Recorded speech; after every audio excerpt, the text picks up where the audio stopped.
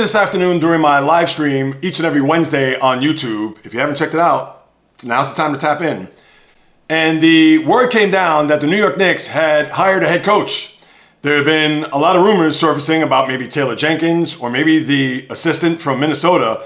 But when the higher-ups at the front office down in Madison Square Garden, when they brought in Mike Brown for a second interview as early as this Monday, I believe, it looked like the writing was on the wall that the new head coach would be the former Cleveland Cavalier coach, the former Los Angeles Laker coach, the former assistant of the Golden State Warriors, as well as the last Sacramento Kings coach earlier this year where he got unceremoniously ousted halfway through the season. Maybe even less than that, now that I think about it. But nevertheless, your New York Knicks head coach for 2025-26 is none other than Mike Brown. Now, you could have gone in a direction where a championship coach who has won, whether that be Frank Vogel or Mike Budenholzer or even Michael Malone, those three coaches who have won a championship here in this decade.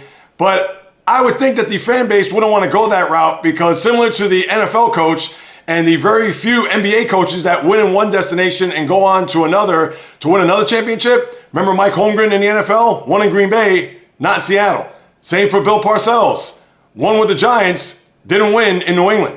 So now with the NBA, it's kind of hard, unless you're Pat Riley, or even Phil Jackson for that matter, but it helps to have Magic Johnson, Kobe Bryant, Michael Jordan, etc. But when you have a scenario where if you brought in any of those aforementioned guys, the expectations would have been tempered by championship or bust because those guys had won in the past. Where here with Mike Brown, although he's been to an NBA final with the 2007 Cleveland Cavaliers, but not a lot is expected. Or maybe there is. I mean, think about this. Tom Thibodeau, the last Knicks coach, who was just booted 3 days after taking his team to the Eastern Conference Finals, playing in a Game 6, and yes, a brutal Game 1 loss as we know. But he's the first guy and the only guy in this century that has gotten this far as head coach of the New York Knicks. Yes, we can count the 2000 team with Jeff Van Gundy, but again, that might as well have been 100 years ago.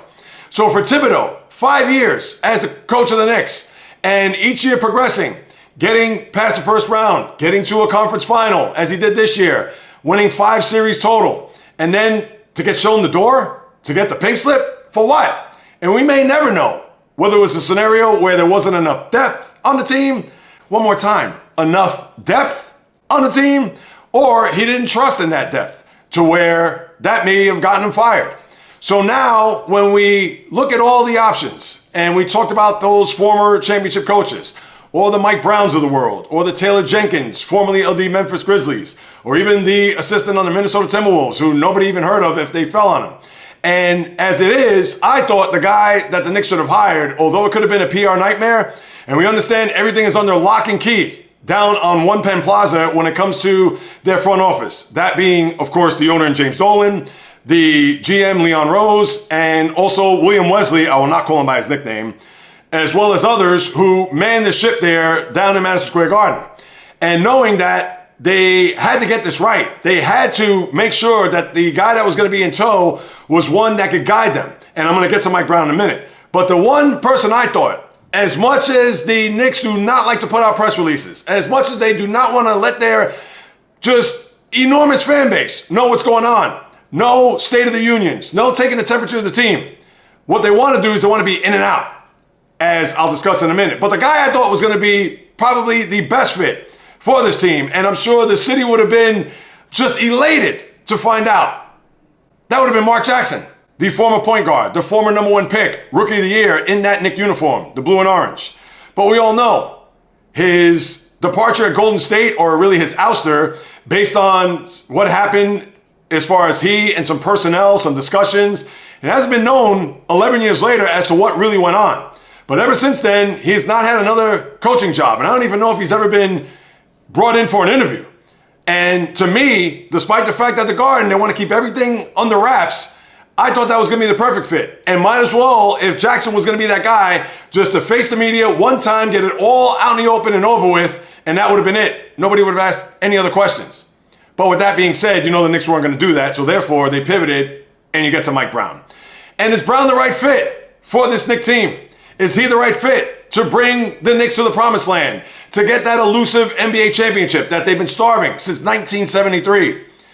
And if you ask me, I want to say he is, but I'm cautiously optimistic. And the reason being is because he has a long track record. He's been around the league. He's coached in big markets. He's won a championship, albeit as an assistant. And I was terrible during my live stream today because I said that he was a coach on the 2020 Laker team that won the bubble as an assistant. He was not. At least I think. I got to fact check that. But I know for sure he was on that 2022 Golden State team that won the title, of course, the fourth one for Steph Curry, Klay Thompson, Draymond Green, etc. And with Brown having a long resume and a guy who knows all the inner workings and his way around the league, after coming to a conclusion, and I know I left a little short on the YouTube channel earlier, I thought, you know what, maybe he is the right guy. Because it's not as if he's some young green hotshot assistant or he's not the retread NBA championship coach. Is he a retread? I know he is. I know. What are you going to do? A lot of these guys are recycled throughout the league. So this isn't the first and it won't be the last. But at the same time, I thought to myself, maybe he is going to be the guy. But he's going to be under a lot of pressure. So when we break down the positives and then the negatives on this hire, which one outweighs the other? The positives are this. Mike Brown comes in with something to prove.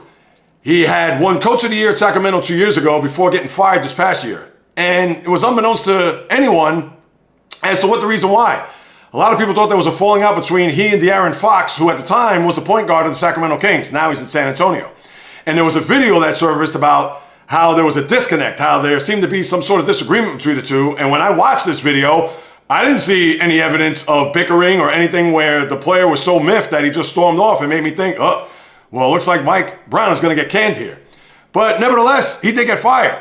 And here's a guy that, like I said, won Coach of the Year, took him to the playoffs, and even though they lost a brutal first round to the Golden State Warriors, obviously the team that he was an assistant on, but they were making progress. They had good players on the team. Sacramento looked like they were ready to rise and light the beam as they do outside or in the capitals of California. I was going to say the Bay Area at first. But anyway, my point is that here's a guy that I think is going to come in and he knows what's at stake. He knows what he's following up. So it's not as if he's going to come as a nervous Nelly or to feel like, oh, geez, what is it that I'm going to do to follow in the footsteps of what Tom Thibodeau did to kind of piecemeal this all together to the point where now I'm handed the keys to bring this team not just to an NBA final, but to win the whole thing. So I think despite the pressure and the media, etc., I think he'll be as cool as a cucumber. Now, will he succeed? That's a whole other different argument.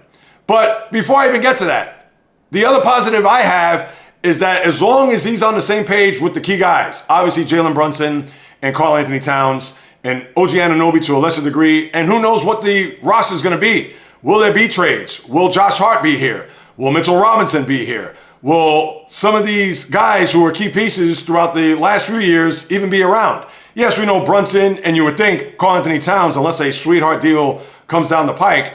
But I would think as long as those guys are on the same page with Brown, I think everything will be fine.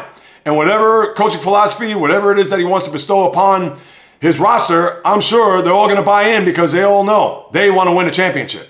So I think just from that regard, his track record, knowing that, yes, there may be pressure and there will be pressure, but he's been around the block more than once. Although New York is a different beast altogether. It's a pressure cooker. It's a fan base that's starving for a title. Which now leads to the negative aspect of this. And this isn't really Mike Brown's fault. This is more on the ownership because they should have never fired Tom Thibodeau in the first place. But if Mike Brown falters, if Mike Brown gets to the playoffs next year and doesn't even get to a conference final, or let's say loses in 5 in a conference final, everybody's going to look at the head coach. They're not going to look at Leon Rose. They're not going to look at James Dolan. They're not going to look at William Wesley. They're going to look squarely at Mike Brown. And who knows, is it going to be a situation where the fan base is going to be irate to the point where a swift move is going to be made to where they axe Mike Brown?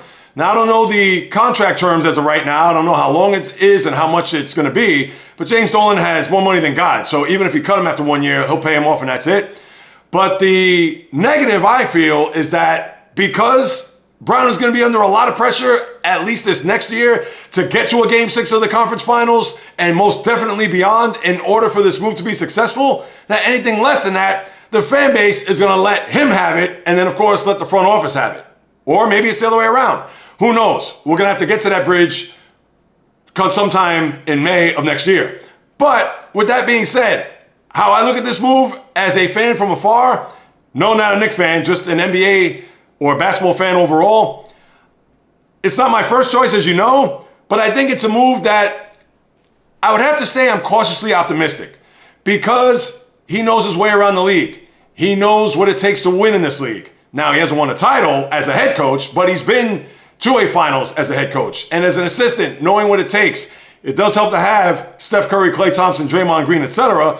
But again, he knows his way around the block, people. So unfortunately, for the Knicks fan out there who's either frowning or is upset that Mike Brown is your coach, don't blame Mike Brown. Blame your front office. Because this time next year, if they fall anywhere short of a conference final, don't blame the coach. Unless he does something egregious like maybe not put in Jalen Brunson in the last 5 minutes of a game, which a 5-year-old could do. But you get my drift. So in closing, how I look at it is that you gotta keep it calm, Knicks fans. I understand you may not be happy. I understand this may not be your first choice. It may not even been your fourth choice. But now he's your head coach. And you still have a whole off season, a training camp, and obviously a regular season to get to the middle of April next year to see where Mike Brown is really gonna earn his chops. And as we all know, anything short of a Game 6 of the conference finals is going to be a major disappointment.